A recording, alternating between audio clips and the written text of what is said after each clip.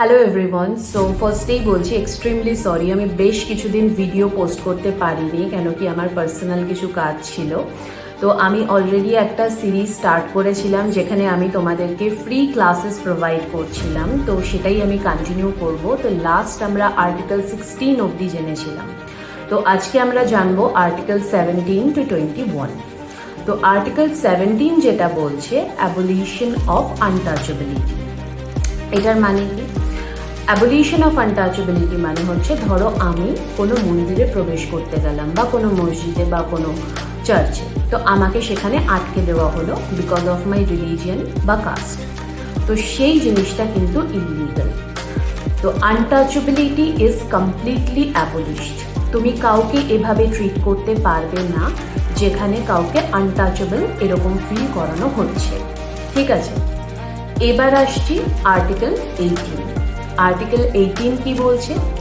Abolition of title.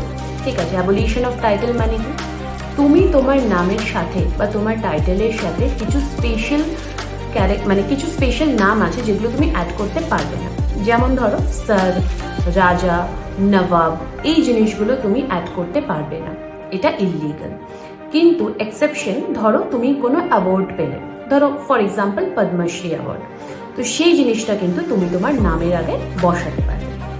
তো এই জিনিসটা বলছে আর্টিকেল 18। এইবার আসি আর্টিকেল 19। তো আর্টিকেল 19-এর ব্যাপারে তোমরা হয়তো আমার আগের একটি ভিডিও বানিয়েছিলাম যেখানে আমি কিছু ইম্পর্টেন্ট আর্টিকেল ডিসকাস করেছিলাম, সেখানে আমি অলরেডি বলেছি, কিন্তু আজকে আমি আরও ভালোভাবে এখানে বোঝাবো।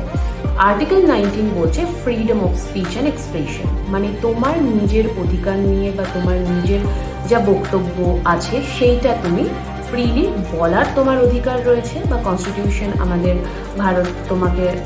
ভারতের যে কনস্টিটিউশন সেটা তোমাকে দিচ্ছে, এবং তুমি তোমার এক্সপ্রেশনও ফ্রিলি এক্সপ্রেস করতে পারবে।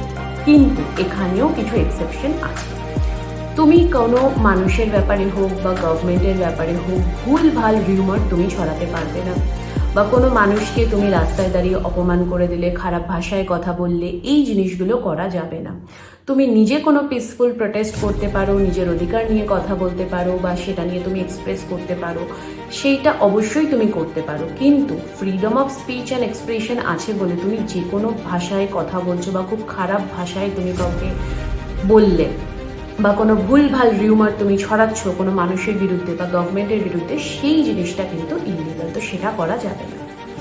তো এরপরে আমরা আসবো আর্টিকেল 20। আর্টিকেল 20 বলছে প্রোটেকশন অফ ক্রিমিনালস। ঠিক আছে, তো এইটার মানে কি? ধরো আমি একজন অ্যাকিউজড পার্সন, ঠিক আছে, এবার কিভাবে অ্যাকিউজড পার্সন আছে, এখানে 3টে সিনারিও আসে। ফার্স্ট হচ্ছে এক্স পোস্ট ফ্যাক্টো ল, মানে ধরো 2020-তে আমি কোনো কাজ করেছিলাম যেটা ধরো আইন অনুযায়ী কিন্তু সেটা লিগাল ছিল, তো কোনো কারণে ল চেঞ্জ হয়েছে বা নতুন কোনো অ্যামেন্ডমেন্ট হয়েছে, তো এখন 2026-এ দাঁড়িয়ে সেই জিনিসটা কিন্তু ইললিগাল। তো 2020-তে আমি সে কাজটা করেছিলাম, সেই সময় কিন্তু লিগাল ছিল, তো আমি কি এখন সেটার জন্য শাস্তি পাবো? না, কেন কি আমি যখন করেছিলাম সেইটা কিন্তু লিগাল ছিল, তাই আমি এখন কোনো শাস্তি পাবো না। এরপরে সিনারিও হচ্ছে ডাবল জিওপরিডি, মানে ধরো কেউ মার্ডার করলো, সে পানিশমেন্ট পেয়ে গেল, দ্বিতীয়বার কি আবার তাকে সেম পানিশমেন্ট দেওয়া যাবে? না, একই ক্রাইমের জন্য কিন্তু দুটো পানিশমেন্ট হয় না। সে একটা ক্রাইম করলো, পানিশমেন্ট পেয়ে গেল, দ্যাটস ইট। এরপরে হচ্ছে সেলফ ইনক্রিমিনেশন। সেলফ ইনক্রিমিনেশন মানে কি? যখন কাউকে জেরা করা হচ্ছে, ধরো আমি অ্যাকিউজড পার্সন, আমাকে জেরা করা হচ্ছে, সেখানে কিন্তু আমার চুপ করে থাকার অধিকার আছে। ফোর্সফুলি বা আমাকে হার্ম করে কোনো কিছু বলানো যাবে না। যদি সেটা করে থাকে, সেটা কিন্তু পুলিশ যদি করে থাকে, সেটা ইনভেস্টিগেশনের দরুন বা যখন কাউকে জেরা করা হচ্ছে, যে কাউকে হার্ম করছে বা কাউকে ফোর্সফুলি করছে, সেটা কিন্তু ইললিগাল, তো সেটা করা যাবে না। এবার আসছি আর্টিকেল 21। আর্টিকেল 21 বলছে right to life and personal liberty. এটা একটা খুব স্ট্রং একটা আর্টিকেল, যেটার মানে কি? ধরো আমাদের প্রত্যেকটা সাধারণ মানুষের বা প্রত্যেকটা মানুষের, আমাদের ইন্ডিয়ান সিটিজেন যারা রয়েছে, প্রত্যেকটা মানুষের সমানভাবে বেঁচে থাকার অধিকার রয়েছে, এবং এটার মধ্যে আরও কিছু ইনক্লুডেড হচ্ছে, যেমন ধরো right two privacy, right to life with dignity, right two in a clean environment, right of a clean environment. মানে আমাদের নিজের একটা প্রাইভেসি থাকা উচিত, আমরা একটা ডিগনিফাইড লাইফ বাঁচবো সেটা আমাদের অধিকার আছে, এবং ক্লিন এনভায়রনমেন্টে আমরা নিজেদের লাইফ কাটাবো। তো সামাজিকভাবে ভালো থাকতে গেলে মানে বলতে পারো আমি বেঁচে আছি উইথ এ ডিগনিফাইড লাইফ, এরকম না কি অ্যাজ এ মানুষ হিসাবে জাস্ট মানে কোনো কিছু আমি পাচ্ছি না বা কোনো ফেসিলিটি পাচ্ছি না বা সেরমভাবেই আমি পড়ে রয়েছি, এটা নয়। তো সেখানে অ্যাজ এ তোমার মানুষ হিসাবে অধিকার আছে right to life with dignity, ঠিক আছে। তো এটা ডিফাইন করছে আর্টিকেল 21। তো আর্টিকেল 21-এর একটা খুব ইম্পর্টেন্ট কেস আছে যেটা আমি নেক্সট ভিডিওতে জাস্ট ওই কেসটা নিয়েই ডিসকাস করবো, Manika Gandhi versus union of India.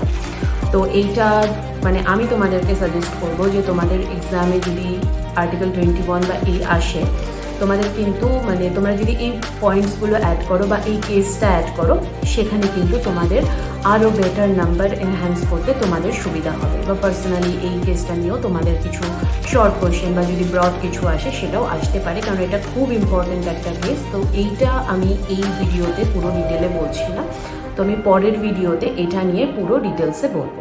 তো আশা করি তোমাদের ভিডিওটা ভালো লেগেছে, অপেক্ষা করো আমার পরের ভিডিওর জন্য। Thank you.